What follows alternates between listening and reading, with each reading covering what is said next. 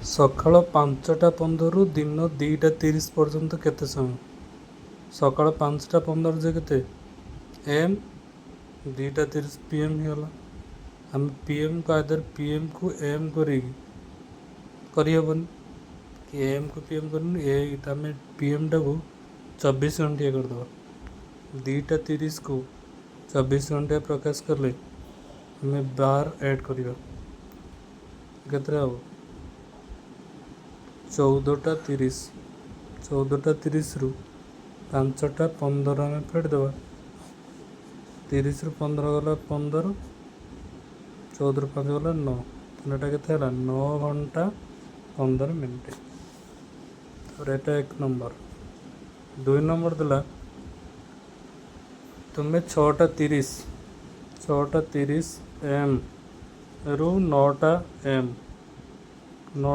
ୟାର ଇଏ ଏମ୍ ସମାନ ଅଛି ମାନେ 9ଟାରୁ 6ଟା 30 ପଡ଼ିବ।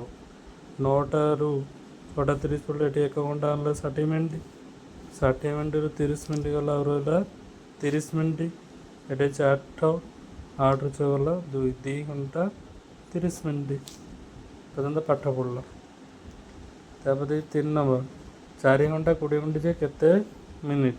ଆମେ ଜାଣିଛନ୍ତି 1 ଘଣ୍ଟା ସେ ସମାନ 60 ମିନିଟ୍। ତାହେଲେ 4 ଘଣ୍ଟା ଯେ କେତେ ମିନିଟ୍ ହେବ?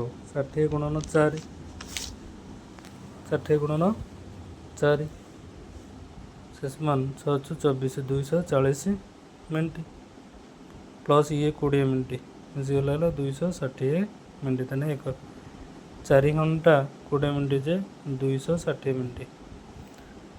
ତାପରେ 4 ନମ୍ବର ଜଣେ ଶ୍ରମିକ ଗୋଟିଏ କାମକୁ ଅଗଷ୍ଟ 25 ତାରିଖରୁ ଆରମ୍ଭ କରି ସେପ୍ଟେମ୍ବର 8 ତାରିଖ ଶେଷ କଲା।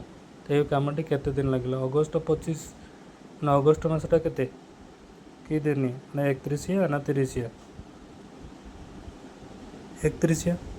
ଅଗଷ୍ଟଟା 31, 31ରୁ 25 ଯେ କେତେ ଦିନ? ବଡ଼ ସଂଖ୍ୟା 31ରୁ ଆମେ ବଡ଼ ସଂଖ୍ୟାରେ ସାନ ସଂଖ୍ୟା ପଢ଼ିବା। 11 5 ଗଲା 6 ଯୁକ୍ତ 1 ସେ ସମାନ 7 ଦିନ। ଆମେ ଏମିତି ହିସାବ କଲେ 25, 26, 27, 28, 29, 30, 31 7 ଦିନ।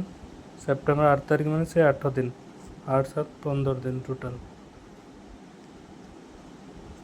ତାର 5 ନମ୍ବର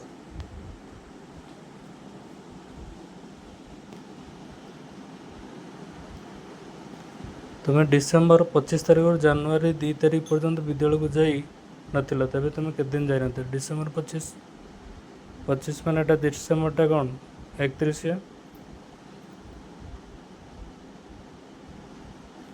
ଡିସେମ୍ବରଟା କ'ଣ 31? 31ରୁ 25 ଗଲା ରହିଲା ଏଇଟା କେତେ? 11 5 6 ଯୁକ୍ତ 1 7 ଦିନ। ଇଏ ଜାନୁଆରୀ 2 ଦିନ 9 ଦିନ।